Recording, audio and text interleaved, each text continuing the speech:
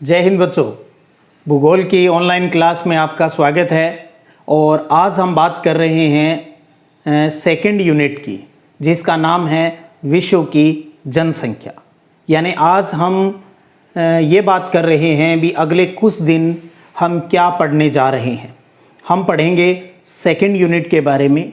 तो उससे पहले हमें ये पता होना चाहिए भी हम इसमें क्या पढ़ेंगे, क्योंकि जब हमें इस बात की जानकारी होगी भी हम क्या पढ़ने जा रहे हैं तो मैं सोचता हूँ भी हमें उस चीज़ को समझना और उस चीज़ को अपने व्यवहार में लाना बहुत आसान हो जाएगा। तो शुरू करते हैं टॉपिक को। आज की यूनिट का परिचय लेते हैं और एक बहुत ही प्यारा टॉपिक भी मानव भी एक संसाधन है, उस पर बात करते हैं। तो स्टार्ट करते हैं विश्व की जनसंख्या। तो इसका मतलब अब हम क्या पढ़ने जा रहे हैं। अब हम पढ़ रहे हैं जनसंख्या भूगोल के बारे में, यानी इसमें हम पॉपुलेशन ज्योग्राफी पर बात करेंगे। देखिएगा, जनसंख्या भूगोल में अगर हम बात करें तो ये जो टॉपिक है ये हमारे मानव भूगोल विषय का बहुत ही महत्वपूर्ण टॉपिक है। इसका मानव भूगोल में बहुत बड़ा रोल है।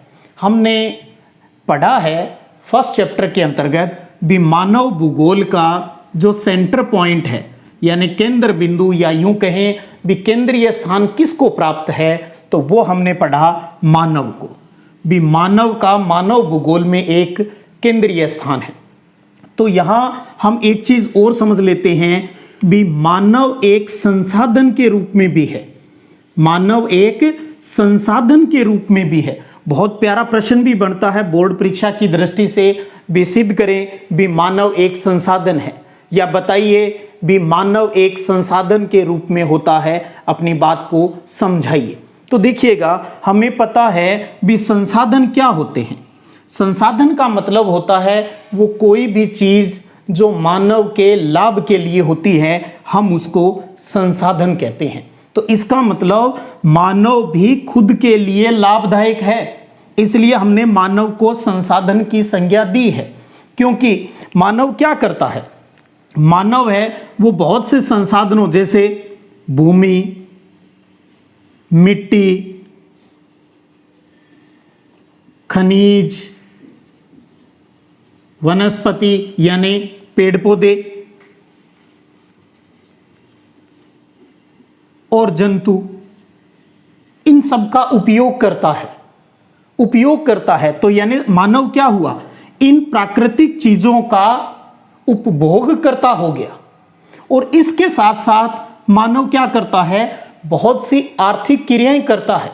अपने लाभ के लिए बहुत सी प्राकृतिक चीजों में संशोधन करता है, यानी वो प्रोडक्शन की क्रियाएं करता है,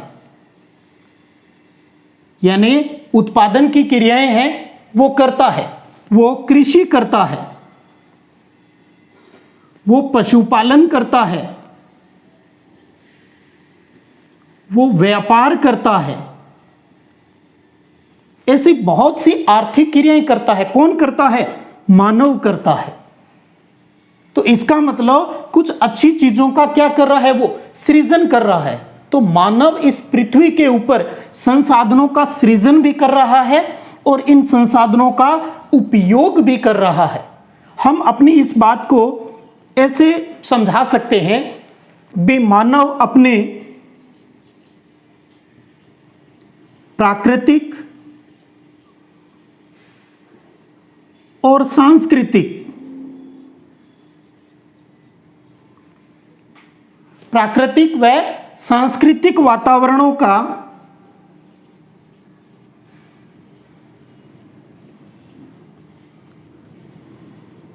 उपयोग करता है, उनसे प्रभावित होता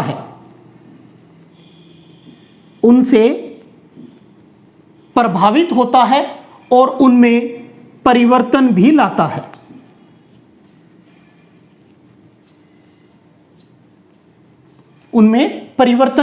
तो मानव क्या कर रहा है, मानव अपने प्राकृतिक और सांस्कृतिक वातावरणों का उपयोग करता है, उनसे प्रभावित होता है और उनमें परिवर्तन लाता है।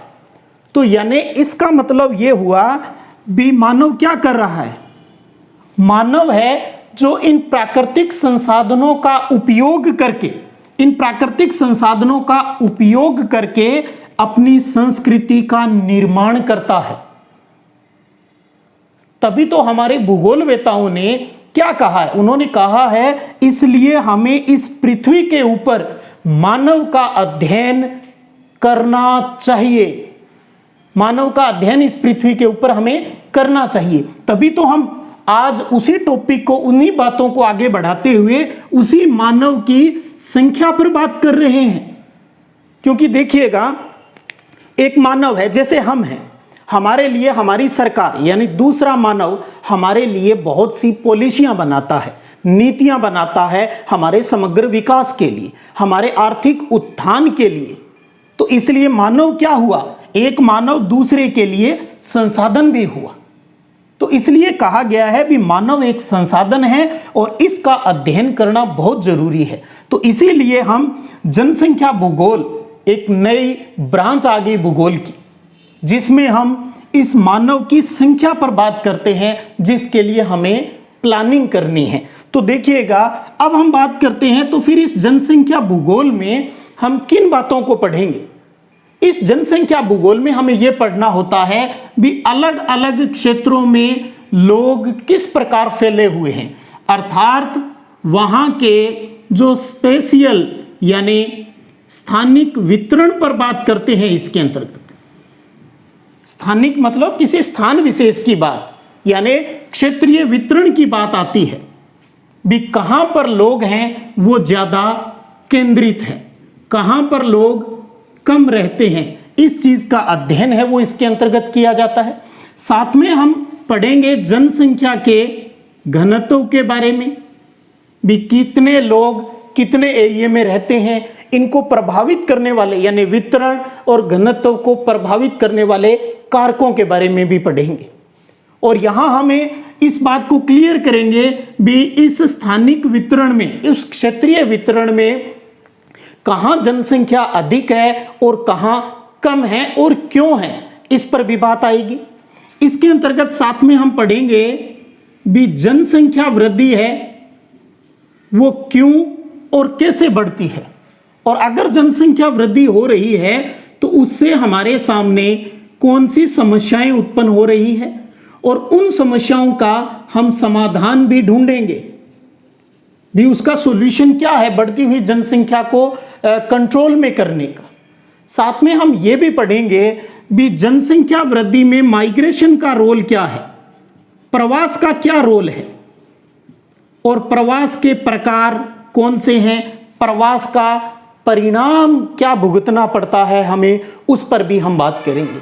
और साथ में हम जनसंख्या के संबंध में हमारे भूगोलवेताओं ने अपने जो विचार, अपने जो चिंतन दिए हैं, जिनको हम सिद्धांत के रूप में पढ़ते हैं, तो एक बहुत ही प्यारा सिद्धांत जननांकिकीय सिद्धांत,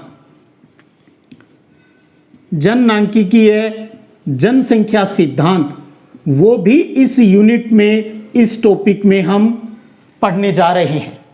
साथ में हम पढ़ेंगे पूरे विश्व की जनसंख्या की संरचना, जिसमें हम विभिन्न आयु वर्ग, लिंगानुपात, ग्रामीण क्षेत्र का, शहरी क्षेत्र का, उस पर भी हम बात करेंगे। और इसी कड़ी में आगे बढ़ते हुए हम मानव विकास की संकल्पना पढ़ेंगे।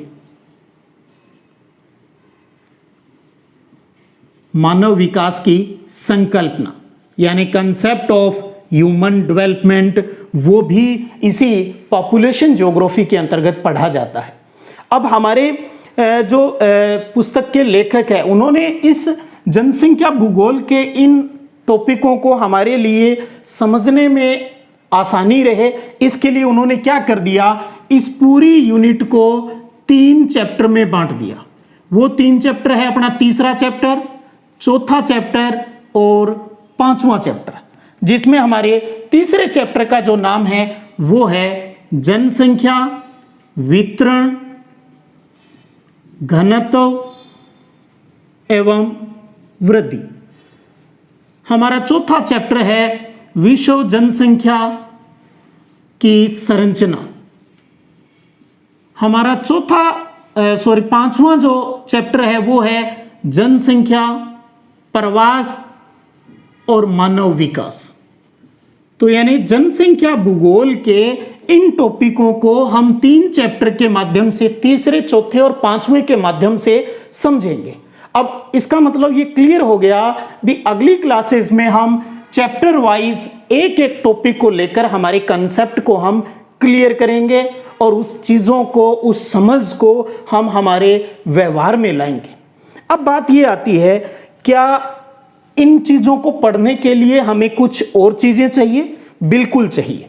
इन चीजों को समझने के लिए हमें चाहिएंगे डाटा, आंकड़े चाहिए हमें, जो हम काउंट करते रहते हैं।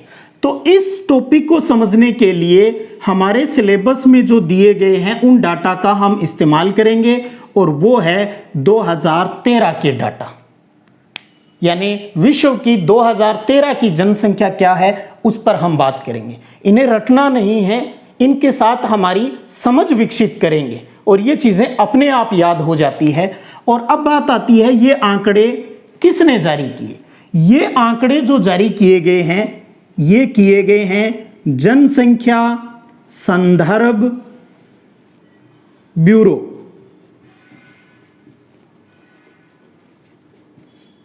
Washington DC, America, USA. तो इस संस्थान द्वारा यानी पॉपुलेशन रेफरेंस ब्यूरो वाशिंगटन द्वारा ये 2013 के आंकड़े हैं वो हमें पढ़ने हैं इस यूनिट के अंतर्गत। और कहीं कहीं अगर जरूरत पड़ेगी तो कोई चीज का तुलनात्मक अध्ययन करने के लिए हम 2001 के जनसंख्या के आंकड़ों का भी इस्तेमाल करेंगे। इसके अलावा बेटा आपको याद हो, हम छोटी क्लास में इकाई, दहाई, सैकड़ा ये पढ़ते रहे हैं, तो आजकल वहाँ इंग्लिश शब्दों का इस्तेमाल होता है। इस सेकेंड यूनिट में हम जो पॉपुलेशन पढ़ेंगे वो हम मिलियन में पढ़ेंगे। तो मैं चाहता हूँ आपको ये भी पता हो भी 1 मिलियन है वो कितना होता है। हो सकता है आप में से बहुत से बच्चों को ये जानकारी भी हो। 1 मिलियन होता है 10 लाख के बराबर। तो 10 लाख की जनसंख्या को हम 1 मिलियन बोलते हैं। तो इन तथ्यों की जानकारी भी आपको इस यूनिट के अंतर्गत होनी चाहिए। तो ये था आज अपना सेकेंड यूनिट, जिसमें हम क्या पढ़ने जा रहे हैं उस पर हमने बात की और एक बहुत ही प्यारा टॉपिक भी मानव एक संसाधन है उस पर भी बात की। मैं अगर मेरे शब्दों में अगर कहूं तो इस बात को ऐसे कह सकता हूं भी मनुष्य का ज्ञान ही अपने आप में एक संसाधन है, इसलिए हम मानव को संसाधन मानते हैं। बोर्ड परीक्षा की दृष्टि से भी एक बहुत प्यारा प्रश्न है। तो इस प्रकार आज की क्लास में हमने जाना भी इस यूनिट में हम 3 चैप्टर, तीसरा, चौथा और 5वां है वो पढ़ने जा रहे हैं। और आपसे मैं यही कहूँगा, आप इस यूनिट के साथ अपनी किताबों के साथ दोस्ती कर लीजिए। जब आप इनसे दोस्ती कर लोगे तो ये दोस्त आपको बहुत जल्दी समझ में आएगा और आपका कंसेप्ट है वो अच्छे से क्लियर होगा। तो आप इसी प्रकार पढ़ते रहिएगा, बढ़ते रहिएगा। जय हिंद, जय भारत।